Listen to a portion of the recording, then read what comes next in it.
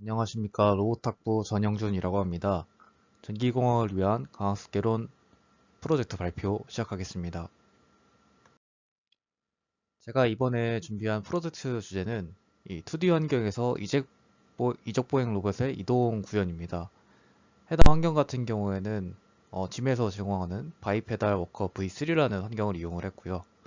해당 환경은 넘어지지 않고 일정 거리 이상에 도달하는 것이 목표인 로봇을 제어하는 것입니다. 이때 로봇이 주행하는 환경은 지면 자체가 고르지 않기 때문에 로봇이 이동하면서 라이더를 통해서 자신의 지면을 인식하고 이동하게 됩니다. 바이페다 워커 V3의 환경은 총 24가지의 파라미터를 스테이트로서 받게 됩니다. 첫 번째로는 로봇의 그 몸체와 관련된 파라미터인데, 몸체의 속도와 로봇 몸체가 가지는 앵글, 그리고 몸체가 어떤 각속도로 회전을 하는지에 대한 파라미터들이 들어있습니다. 또한 이 로봇의 몸체에 달려있는 각 관전들에 대해서 떠한 속도와 각속도로 이동을 하는지를 알 수 있으며, 또한 각 발의 끝이 지면과 닿아있는지 여부도 알 수가 있습니다. 그리고 마지막으로 총 10가지의 라이더 센서 값을 로봇 몸체 하부에서 받게 되는데, 이때 몸체 하부에서 받는 라이더 거리 값을 통해서 로봇의 위치를 어느 정도 추정은 할 수 있습니다. 이때 로봇이 받게 되는 액션으로서는 총 4가지의 연속된 모터 토크 값이 있습니다. 이 모터 토크 값 같은 경우에는 마이너스 1에서 플러스 1 사이의 값을 받게 됩니다. 또한 이 바이페달 워커 V3 같은 경우에는 3가지 종류의 보상이 합해진 채로 보상으로 주어지게 됩니다. 첫 번째로는 로봇이 이동하는 거리에 따라서 조금씩 보상을 주게 되는데요. 이러한 주어지는 보상을 다 더했을 때 총합 300이라는 보상이 되게 됩니다. 그리고 로봇이 완전히 넘어질 경우에는 시뮬레이션이 종료하면서 마이너스 100의 보상을 받게 됩니다. 그리고 로봇의 각 관절에 가해지는 토크에 따라서 음수의 보상이 주어지게 됩니다. 저는 이러한 가상학습 환경에서 A2C 기반의 모델을 설계하여 프로젝트를 진행하였습니다. 제가 A2C 모델을 선택한 이유는 우선 로봇이 필요로 하는 액션 같은 경우에는 연속적인 값이 필요했기 때문에, 그에 따라서 폴리시드 베이스드한 모델 자체가 필요했었고, 또한 기존의 리인포스나 액터 크리틱보다는 좀 더 성능이 좋으면서 더 보상 설계를 좀 더 연습해 볼 수 있는 적당한 성능의 모델이 필요했습니다. 그래서 액터 같은 경우에는 일단 로봇의 24가지 파라미터에 대한 스테이트를 받게 되고, 그에 따라서 로봇의 평균값을 출력하게 됩니다. 보통 A2C 같은 경우에는 이제 모델의 액션에 대한 평균값과 표준 편차를 받게 출력하게 되는데요. 저 같은 경우에는 학습의 수렴을 위해서 표준 편차는 고정된 값을 사용하기로 하였습니다. 그 외에 크리틱 같은 경우에는 일반적인 경우와 마찬가지로 로봇의 입력의 스테이트에 대한 가치 기대 값을 출력하도록 하였습니다. 또한 이 모델의 설계관에는 아래 그림과 같이 설정을 하였고요. 그리고 기본 보상을 가지고 실험을 하였습니다. 액터 같은 경우에는 마지막에 레이어에서 하이퍼볼릭 탄젠트를 사용을 해서 액션의 평균값이 마이너스 1과 1 사이의 값이 나오도록 설정을 하였습니다. 모델에 대한 하이퍼 파라미터 같은 경우에는 오른쪽 코드와 같이 러닝 레이트를 액터와 크리틱별로 바꿔가면서 설정하였고, 감마 값이나 혹은 표준 편차의 고정된 값, 혹은 메모리 사이즈 등을 좀 바꿔가면서 설정을 하였습니다. 그 결과 최종 하이퍼 파라미터로는 액터의 경우에는 0.0004의 러닝 레이트, 크리틱은 0.004의 러닝 레이트를 가졌고, 감마 값은 0.7의 값을 가지게 되었습니다. 배치 스텝 사이즈는 300이었고요. 액터의 표준 편차 같은 경우에는 저는 0.5로 설정을 하였습니다. 그 결과는 다음과 같습니다.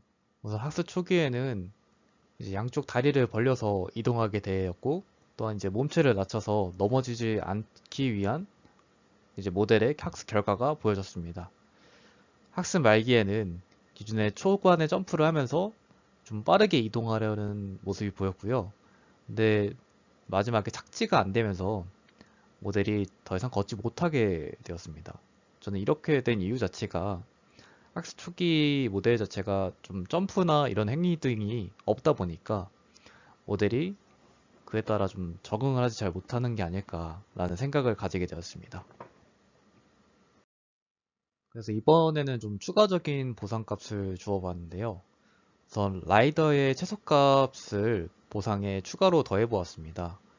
저 같은 경우에는 그 10가지 라이더 값 중에서 가장 작은 거의 라이더 거리값을 10분의 1로 나눠서 리워드에 더해보았고요. 이렇게 한 이유 자체는 로봇이 좀 정상적인 보행처럼 좀 일어선 상태로 걷게 하는 게 좀 더 효율적일 것 같다는 생각이 들어서기 때문입니다. 그로 인해서 이렇게 추가된 보상에 대한 모델은 다음과 같습니다. 일단 학습 초기에 맨 좌측 상단에 있는 그림처럼 점프를 하면서 이동하게 되었고요. 좌측 하단에 있는 그 그림과 같이 너무 라이더 거리값을 좀 최소 거리값을 높이기 위해서 이상한 자세를 취하는 등의 시도가 있었습니다. 학습 말기 같은 경우에는 그 오른쪽에 그림과 같이 높은 자세를 유지하면서 이동하려는 시도가 보였고 그 자세에서 그냥 아예 이동을 안 하거나 아주 조금씩 이동하는 모습을 볼 수 있었습니다. 이와 같은 행동을 보였던 보상에 대해서 좀 더 로봇이 앞으로 이동하면서 빠르게 갈 수 있도록 이동 속도에 따른 보상을 추가적으로 주었고 라이더의 최소값에 따른 보상의 가중치를 절반 정도로 낮춰보았습니다. 그래서 절반 정도로 낮춘 라이더 값에 추가로 속도의 값을 10분의 1로 나눠서 보상으로 추가로 주었습니다. 그래서 이렇게 하여 이동 속도의 향상을 내도록 설계하였습니다. 이렇게 모델을 수정한 결과는 다음과 같습니다. 학습 초기는 생략하고 학습 말기만 보여드리면은 이 속도에 가중을 두다 보니까 점차 완주가 더 어려워지는 현상이 발생을 하였습니다. 그래서 결론적으로 말씀드리자면은 A2C 모델만으로는 이러한 바이페달 워커를 수렴시키기가 매우 어려웠습니다. 그 이유로는 일단 액션의 종류도 너무 많았고 스테이트 자체도 굉장히 어려운 구조이기 때문에 수렴하기 좀 어려웠던 것 같습니다. 그래서 다음에는 좀 더 좋은 모델을 사용을 해봐야 될 것 같습니다.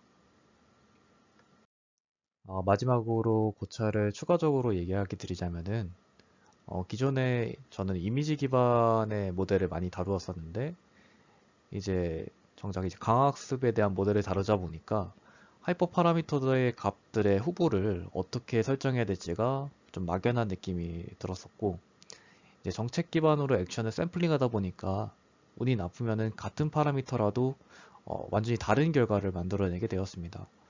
이에 따라서 좀 이 강학습 모델에서 하이퍼 파라미터를 얻는 게 좀 의미가 있는지가 궁금했었고 이 모델이 학습을 함에 따라서 계속 지속적으로 완만하게 좋아지는 게 아니라 어느 정도 좋아졌다가 다시 악화되는 부상의 결과값이 악화되는 거를 좀 눈으로 확인해서 생각보다 좀 더 공부가 필요하겠다라는 것을 느끼게 되었습니다. 이상으로 발표를 마치도록 하겠습니다.